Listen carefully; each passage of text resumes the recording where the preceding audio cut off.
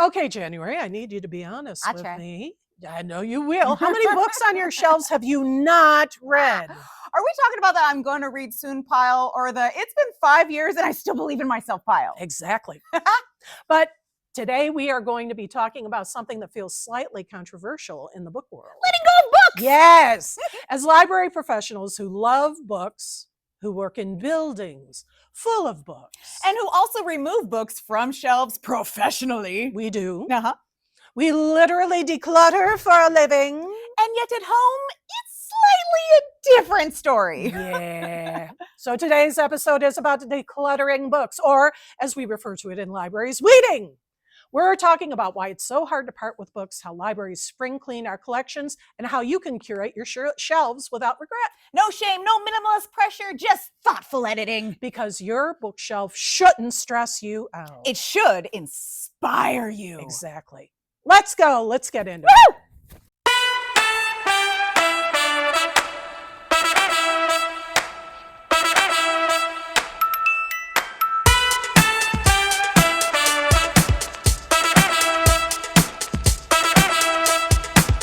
All right.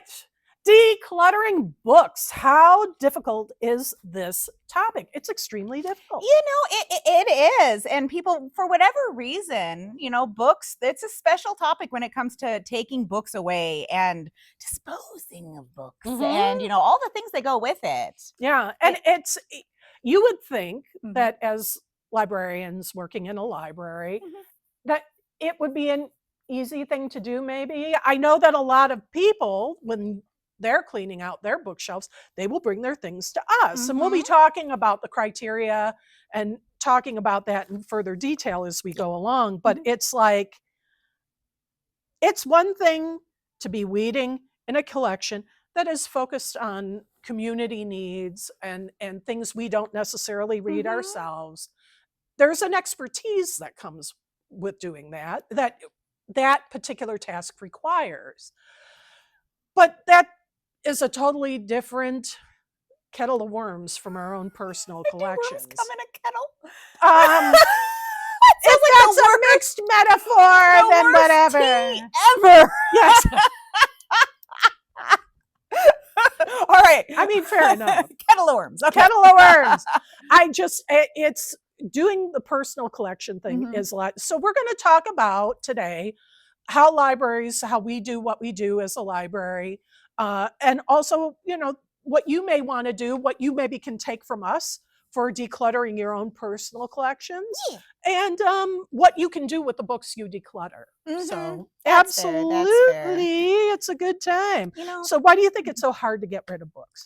Well, for me personally, it's hard to get rid of books because honestly, I look at them as they're my friends. They're my friends when I'm not referring to them as food. Because if you're a long-time watcher, I've often referred to books as food. We have a whole thing about books and reading people. They do have this sense of a soul in them. They have, meaning depending on what there is. And even the ones that I haven't quite read yet, I own those stories. At any point in time, I could escape reality and I could dive into one of those stories, and they're there for me. And honestly, Tracy, let's be honest. Buying books and collecting books is a completely different hobby than reading books. Oh yeah, there's actually a Japanese word for it. It's called sundoku. And it is basically a word from the 19th century. Ooh, fancy. And it blends two words, sende oku, which means piling up, and dokusho, which means reading. So basically it literally is letting books piled up without reading them immediately. That's exactly what that means. And they've been known since the 19th century. This is kind of new for us. Oh yeah. But yes. Also, you talk about books as friends. They are. And books as, there's actually scientific evidence. We also talk a lot on this podcast about neurospiciness. Very much. And, creating parasocial relationships with objects is very common for people that are neurodiverse. And so you could do that with a chair, a favorite chair. You could do it with But with your books, it is another layer because you actually have a conversation with books in many ways. So creating a parasocial relationship with the books in your collection and feeling like you're abandoning an old friend if you choose to let it go, that's a very real thing that stops people from letting their items go. There are some other things. Books represent your personal identity. You see yourself reflected in your book collection. So it feels like you're abandoning yourself when you let a book go a little bit. It does. It hurts a little bit to let it go. It's also your kind of idea of who you will be in the future. I'm going to read that diet book. I need that because I'm going to be that healthy person. And so I need to have that. We all do that. I have like 5. I have like 5 diet books 5 sitting there. Yeah. There's an author, he does this like no carb thing. It's Gary I don't know. Yeah. But I've got like his books and I'm like, I'll read those. Yeah. And then I'll be so skinny. I'll be so healthy. I'm going to get healthy someday. But they're there, so I could. But when we mention how things have, feelings and things have souls. Yes. Mary Kondo, she does the decluttering. Does it spark joy? The 21st century maiden of decluttering. We've got her books here if you ever want to check one out and take a look through it. Well, she's gotten criticized because she said things like you should never own more than I think it's 30 books. It was 30 books and everybody was like what, on my bedside table? Are you kidding? Yeah, exactly. In each room? Yeah, because we collect them so much. Yeah. Well, I was looking into it, and there's a lovely author by the name of Margaret Dillaway, and she wrote an article in the Huffington Post to kind of explain the culture that idea came from, which is considered a Shinto mindset. And in Japan, what it is that everything kind of has a soul because everything was designed. Someone took the time to design it. Someone took the time to create it. Someone took the time to ship it. That's took the time. That's a lot of people to put a piece of themselves into this item. So when she says you shouldn't have more than 30 books, it's not like you shouldn't, that's too many, it's too cluttering. It means that if you have a personal collection and if more than 30 books spark joy in you and you show respect to these items, you dust them, you take care of them, you can take them out and you reorganize them. And it's not just collecting and ignoring boxes and boxes and boxes of books that are piling up in your garage. It's treating these items with respect because these items have souls and deserve the respect. Then please have more than, as long as you recognize that these items deserve that respect from you. If you have a book that doesn't, it's there, you're dusting it, you're not going to read it, or you have read it and you didn't connect with it, maybe give that to someone else who would respect it, who would show it the proper, thing according to the definitely is a better perspective than just being like, no, 30 books, that's your limit. The idea that you have an item, there's a lot of effort that went into creating that. That if you don't feel that maintaining that item with the respect it deserves is something you can do, pass it along to someone who can. Right. So there's more to it. Very valid, especially with books. Yeah, especially, and we're in this society like, oh my gosh, Tracy, the Labubu's. Do you remember the Labubu's? I mean, aren't they still they are Labubuing still, but they're less Labubuing than they were Labubuing in the past. And I would see pictures because it was a blind box. You would buy the box and you don't know which Labubu is inside. People would buy these dolls, all these. I'm so sorry if you're a Labubu person. I don't mean to insult, but they would buy these. Like back in the day, the Beanie Babies were the same way. Yes, and they just it's just all these things pile and pile and pile. So we've been collecting these things, and we don't have this connection with the souls of these things. Well, that connects to something else to think about when you're doing all this. There's something called the endowment effect. Oh, and that essentially is you think that your things that you're accumulating are worth much more than they're actually worth. Ah, yes. And that comes back to like things like Swedish death cleaning and everything. You think, wow, look at this wonderful book collection, or Labubu collection Labubus! or whatever that I'm building, and Mhm. my kids are going to love it. And what your Mhm. kids are going to do is they're going to get a dumpster and they're going to put that stuff in a dumpster. Or what they're going to do is they're going Mhm. to come and take those boxes of books and they're going to bring them to us Mhm. or the Goodwill or to a thrift shop. They're not going to appreciate those things the same way you do. You Yeah. think they have value, they actually may not have. So that Yeah. endowment effect is like for real. In Yeah, fact, there are yeah. many TikTok creators right now Mhm. that are doing like their whole channel is dedicated to, and they're, usually people my age, because, we're of that age taking care of aging parents and so forth. Mhm. And they're like, this is what my family left me, a room full of raccoon collectibles, Yeah. and it's like, it's worth assessing your books and Mhm. the things that you want personally, that you do personally enjoy, hanging on to those, but looking at things and maybe not keeping the thing that doesn't, just Yeah. because you think, oh, they'll love it, or they should have it because they can sell it and it'll have value. They probably won't. Yeah, no. Yeah. Because there's a connection with the things. You have that connection with those things, but Mm-hmm. they're a different person. They're not going to have that same Mm-hmm. connection. That also leads into the guilt. You may have been left something by Mhm. someone that you care about very much and feel like you can't get rid of those things, those Mhm. books, those, you have to keep them because there's a sentimental attachment that you have to the person through whom you receive Yeah. those items. That can definitely be a stopgap to getting you to let go of those items. That makes me think of, because we take donations here and we love Yes. it when you guys Oh, donate. it's Oh my gosh, fantastic. every branch, we love it. Every so often I'll get someone being like, my grandparent died, and they left me this wonderful, pristine collection of world encyclopedias. And they want to donate it to the library so that everybody can benefit from these world encyclopedias. We don't take those because No. they're out of date. And unfortunately, even though that one person had, behold, my wonderful pristine Yeah. collection, it doesn't have the same value to the library, Oh, because definitely.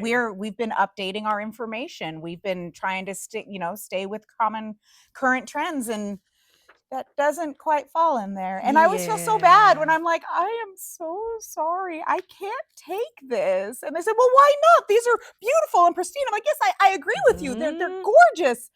We can't take them. Yeah.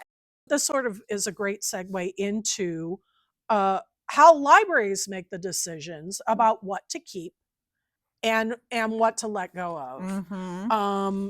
As we've said many times, people will come and bring their donations to us. Mm-hmm. That's not necessarily a great idea. Okay. When people bring their things to us, we generally do not add them to the collection. One of the things to look at when you're looking to send things to a library to add, how much does that library function as an archive? And how much does that library function as a place where people are actually going and reading contemporary That's a good point. Yeah, materials? that's a really good point. As far as our system, we do not operate as an archive. We do have some archival items. We do have microfilm of old Chico and Paradise Mm-hmm. newspapers that you can access. We have archives of those. We have archives of oral storytelling Mm-hmm. from Native American populations of the area. Yeah. We also do have archival books. Each library practically has local community books representing history of the local community Mm-hmm. that you can go into the branch and read through and perhaps check out Those are some of them. fun. I love those. Absolutely. No, it's Uh-huh. amazing how much you can learn. Our communities in the 6 different branches, each of them is so different. Oh, And it you could is. visit each one, and there's different reference books about each community within Mm-hmm. those different libraries. And it's a great It's experience. so neat. We've got a bunch here in Oh, yes. Paradise and Oroville in particular. Like, Hmm. I know Oroville has a ton of Native Americans for the local Yes. Native American tribes. We've got a ton of gold mining stuff because our Yes. community found the 54-pound gold nugget. What? Yeah, Yeah. and we've got all that fun stuff there. No, that's absolutely, that's valid.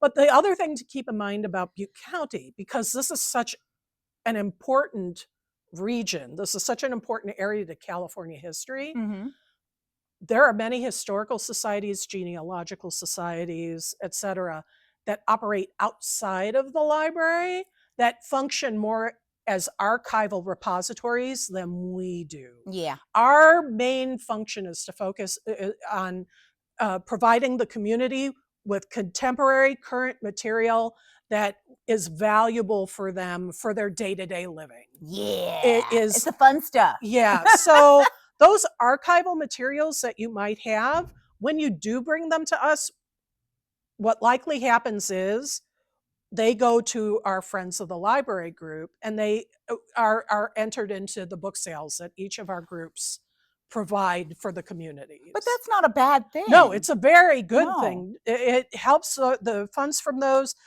sales, helps the library to do programming. It helps the library to beef up its collections. It's very Right. valuable. That's not a bad thing.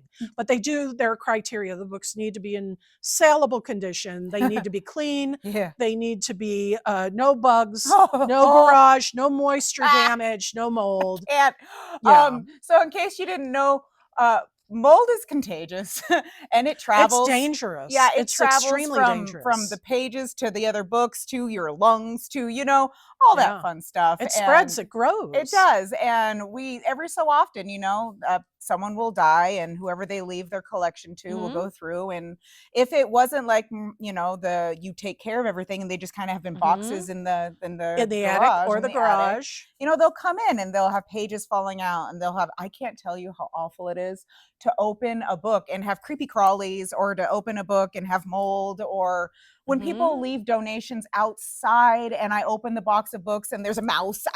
Yeah, and that's another thing too. Please, if you do bring donations to our library, we request that you do not leave them outside. Try to bring them in during opening hours, because between the time you leave those books and we're able to retrieve them from outside our doors, many things can happen. We're on the ridge up here. There's critters.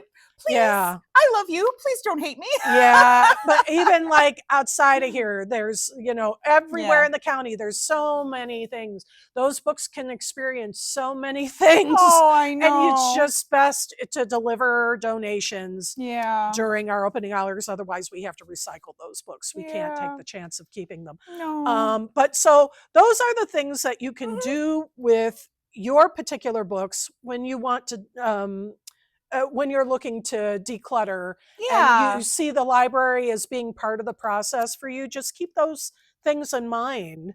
You may find that in many of our branches, some of the books are a little worn or a little older. And part of this, that is a sort of a symptom of the budget for Butte County Library being in such flux for so many years. Well, and talking about budgets sort of leads us into libraries and how we cull through our own collections. Because one of the many factors that comes into consideration when we are looking at our collection and seeing how we want to manage what we have is we do look at our budget. Libraries definitely don't want to remove books from the shelf if there isn't a possibility of replacing those books with clean new copies with updated information. And so that is one of the reasons why sometimes you may find a book on the shelf. It may look like it has seen better days in the past. It's been well loved. It's been well loved because we have had our budget has definitely been a consideration in terms of our choices about why we would weed or why we would not weed. And you know, there's a lot of things that go into choosing what to weed and what to not. And when we say weed, we mean take out, you know, certain things from the collection. It's a common term used for a lot of libraries. It's called weeding. And that's really what it is. We go through and we take out things. Our director, it's just like weeding your garden. Yeah. Our director has a rule. What is it? It's would you take it to bed with you? Yes. And if we pull out a book and it looks like super gross, and if I wouldn't take, because a lot of people read in bed. You Oh, know, I read in bed. 100%. You Don't we know? all read in Yes. bed? And if it's something really, really gross and you Mhm. don't want to take it to bed with you, we Yes. don't want it on our shelves, you Yes, know? no, So, and for a long time, because of our restrictions with budget, that was our top reading reason, uh-huh. was if that book is just so nasty, Gross. Super then gross. that book definitely, no one's going to argue or discuss. There's nothing there's no discussion necessary. There's no argument Oh. to have. You just lovingly take that book, and we Uh-huh. would You know, because recycle that. there's things that happen to books. You know, I've had books in the book drop covered in Mhm. coffee. I've had books in the book drop with pages Mhm. falling out. I've had Yes. books in the book drop with water damage and the pages are Yep. all like flink. Oh yeah, because it blooms. Right? And that's what they call it. Literally like a flower, the pages will swell and the book will bloom. Yeah, and if you it's know, very water accidents happen, damaged. but we want to make sure Yes. that the next person doesn't get this book. So we weed these. Absolutely. And those are the, like, damage and condition are one of the main reasons Mhm. why libraries weed. Another reason is that the information in an item is outdated. Nonfiction. Yes, that Mhm. particularly nonfiction, but it even can happen with fiction items where Mhm. concepts or whatever, but less so. Computer books. Yeah, Perfect example. we Windows had 95 books, right. gotta Who go. uses Windows 95? I think Orville, I was over there years ago, and I think we weeded a iPhone instructional book from like 2010. It's just nobody uses the iOS from 2010. Yeah, no. And then other reasons why we may remove a book from our shelf if our shelves are overcrowded, because actually Yeah. overcrowding of shelves can damage books. Yes, and you know they Yes. don't make books like they used to No, they anymore. don't. They because they used to, oh my goodness, back in the day they used to be sewn in and bound and honestly, you know, because people come in and they bring a book where the spine has, you know, broken in half. And I know that's not your guys' fault. But the other main reason that we might weed an item is because community needs change. Yeah. And community circulation changes. And, you know, we have, through the software that we use to check out your books Mhm. and let you know what we have in our collection, we're able to review what the circulation numbers are, which books Mhm. are going out, which books aren't going out, Yeah. what are the community trends, which vary, particularly in this county, Mhm. but in libraries across the country Yeah. have experienced different trends. But even in our county, we experience different Oh trends gosh, branch yes. to branch to branch. Branch So to branch, branch to yes. We're branch. fancy here. Suddenly I became fancy pants. Branch to branch, we Uh-huh. experience different things. So Mhm. it's like we Yeah. monitor those things too when we're talking Oh, yeah, about and what we do. We are the have to let reasons the to shelves weed. breathe. You know, you have Mhm. to.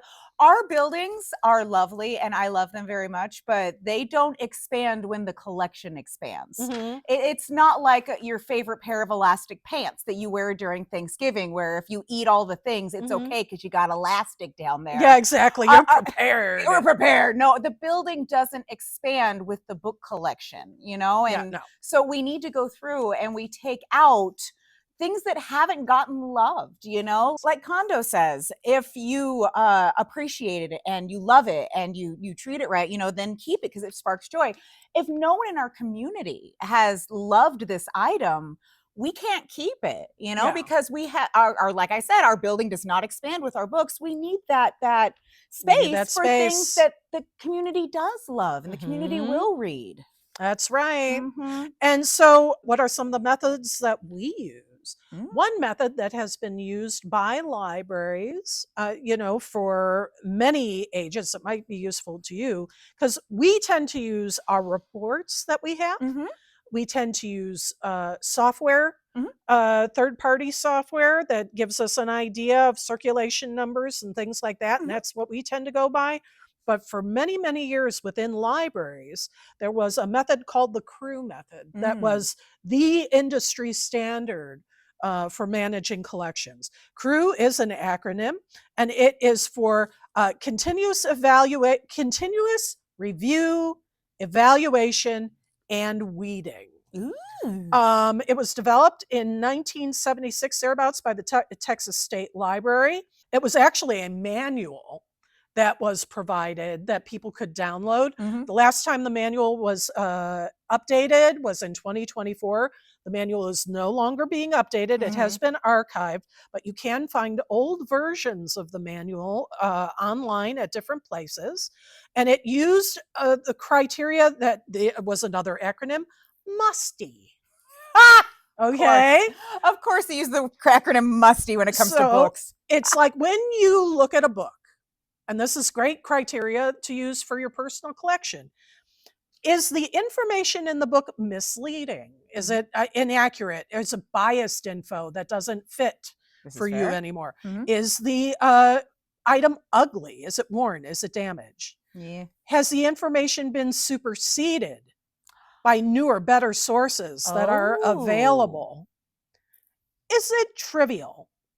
Is this item no longer significant to you? Does it no longer have literary or scientific merit and therefore doesn't need to be in your collection? Is the item irrelevant either to your personal needs or to your children's needs or to your community's needs? Can you get this item elsewhere is the E. In other words, for libraries, that would be, is this something that we can ILL?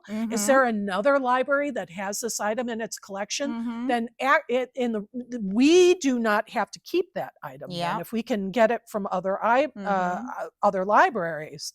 For you, that might be, can you get a digital PDF of this item? Can you get it from our Libby? Can you get it from somewhere else? Then maybe you don't need to keep it in your personal collection.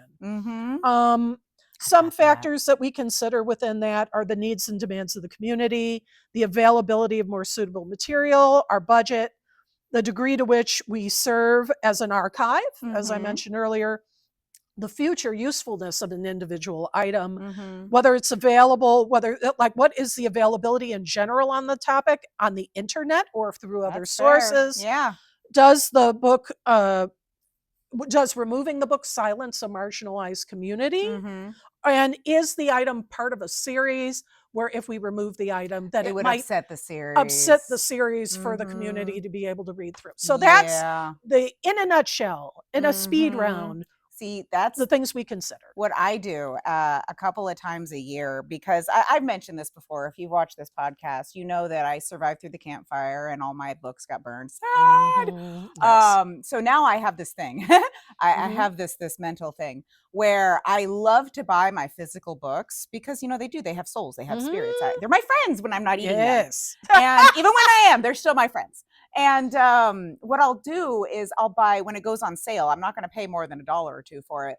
But when the Kindle form, the digital form goes on sale, I'll buy it and put it on my Kindle. Because if a fire happens again, knock on all the things, I can grab that and I can go easily, as opposed to grabbing, 30 something books. Because like I said, last time I'm looking at my books and I'm like, we have to leave. Mommy, we have to go. I can't evacuate with books. It's stupid. They're heavy. I can't evacuate with books. Get the important things. Children, that's important. Books are not, in the comparison. It took me a long time to get there. So what I'll do is I'll buy the digital copy. And then when it comes to decluttering and when it comes to, making room and letting my shelves breathe, I put a little sticker on all the ones that I have, a copy of. And I'm like, okay, well, I've got a copy of this. It's not one of the ones that I'm like, my best friend, I can't get rid of you. So I take that and I'll give it to the library, and they'll sell it in the book sale, and I'll get to use those funds to do programming. And it's a lot of fun. No, that's lovely. That's lovely. So what are some of the things that libraries think about when we're thinking about whether we should keep a book? We're looking at an item. We're not necessarily, it doesn't fall into the musty criteria. It's not misleading. It's not, but what are some of the other things we think about? We like to keep it fresh. I like how we go from musty to fresh. Because your collection should be fresh. So what do we look for? Books should foster a love of reading in members of the community. It should reflect our diverse population or the diverse population of the region or the country. It should provide an equitable global view, should support the community's goals. What are our community members interested in doing, achieving things?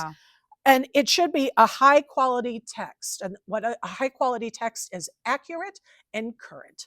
So that's what we look to keep it fresh around here. Yeah, well, because we deal with information, you know. We That's want to keep the right. information fresh and updated. That's right. And we want it to be relevant. So, what are some of the things that you can do? Some of the methodologies? Let's start with, what are some of the things that you should be getting rid of? Like, just in general. Maybe somebody gave you the gift of the book and you don't. Yeah, you don't really want it, but you know what? Someone else might really love it. That's right. I've been, friends have given me books and be like, this is amazing. And I look at them like, but it's not a romance. And it's not sci-fi. And it's nonfiction. No offense.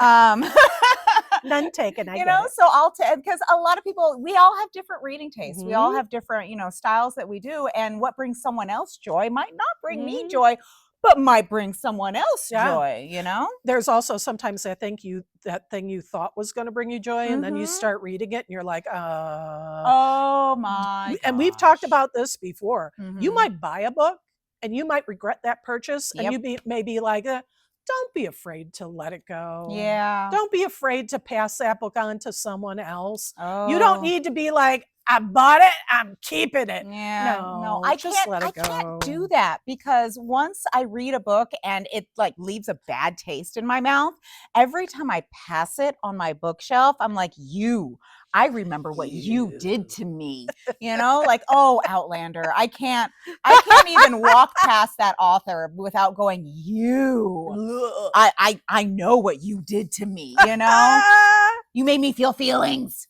Another thing is, maybe somebody gave you the book and now you're like, oh, I got this wonderful book on roadside attractions on Route 66, and I don't. It's not for me. No. You don't have to keep that. You don't have to keep that gift. And you don't have to do the thing where you're like, ew, no, go away. You can always do oh, that was a very nice gesture. And then, here you go, library. Absolutely. 100%. Another set of items that you might want to let go of, those items that you're like, I'm going to do that someday. The knitting book. That you're like, someday I shall knit a scarf, and it shall be the best scarf. And I shall have this book that shall teach me how to do the scarf. You don't have to do the scarf. If you're never, give yourself, now, this list of items is from Psychology Today. They said, if you haven't done the thing in 30 days, let the item go. Let me tell you what. 30 days, that's 4 weekends and 30 days of 2 days each, 2, 4, 6, 8. So in 8 days, if you haven't done a thing, you should, give yourself a little more time, but be realistic. If a book has been on your shelf a year or 2 years, and you're really, you have to be, you can be honest with yourself that maybe you're never going to do that thing, and you can let that thing go. I would say, again, especially if you can find that information online, even if it's something that you feel better printing out, like having the paper, you can come to the library and print something that is online. It's 10 cents a page to print. You don't have to have the whole book. Nah. So don't feel like you need to keep that as a reminder of the thing you're never going to get to. Yeah. Don't punish yourself like that. Don't punish yourself, darling. No, absolutely. And if an item's outdated, let it go. We do that all the time. Now, here's like one suggested way. It's called the no regret system that you can use. You're like, I don't think so. It's one of the ways that you can, and actually I'm sort of implementing a similar system. We're cleaning out our back rooms, and so this is a system I'm employing, because you can employ the system with everything. You're so funny. You say we're cleaning out our back rooms like we're not always cleaning out I know. Like we just started, and there will ever be an end. Like there will be an end date. Oh gosh, when did I start working for the library? We've been cleaning our back rooms. It's perpetual. and talk about continuous review and evaluation, weeding. One of the key things like to not miss about that is the fact that it's continuous. Yeah. It is an ongoing process. Yeah. The same with the back room. Yeah. But this is sort of what we're doing. Basically, you start off, pull everything off your bookshelves. Yeah. Just pull everything off.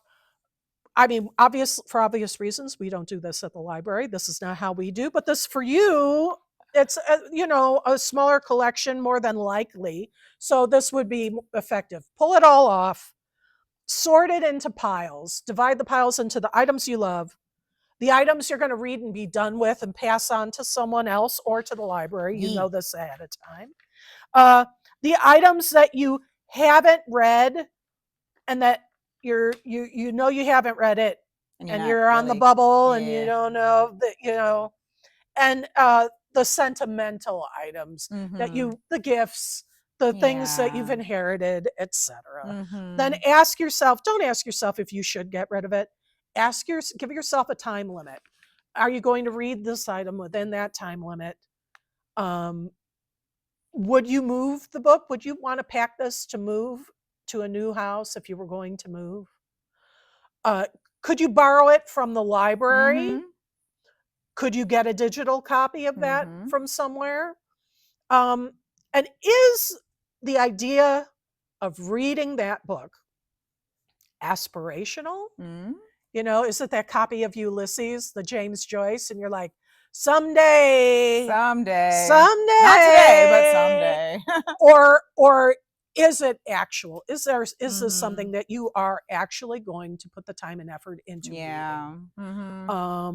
That's a real good basic way to start looking at your collection and figuring it out. I do that, I pull all my books out and I put them in little piles. It's cathartic for me. I love it. It's my happy place. I mean, there are so many different ways to organize the books too. Everybody has their own way of organizing their collection. I do it by how much, because I have to redo it because it's based on my priority of it. It's based on whether I loved it or not. Oh, nice. The ones that I really loved go at the top so I can see them and we can be like, I see you. And then the ones that I don't really know or I haven't really read or I'm not really excited about go closer to the bottom because I'm like, I can forget about you. That's fine. Yeah. And which, I shouldn't do. I should just give those to the library. But still. No, I actually have mine divided by subject because it's easier for me. Librarian? Well, kind of. But it's like it's easier for me to have all my science fiction together. It's easier for me to have, because if I want to reference all my old school textbooks, because I kept a lot of them, are still together and everything. Because if I'm looking for something, then that's where it's gonna be. And then all my TBR stuff is together, shaming me. Shame. Ding, ding, ding, ding, ding, shame. But yeah, and if you do this, bless you, but the one I don't get is the organizing by color of cover. It's pretty.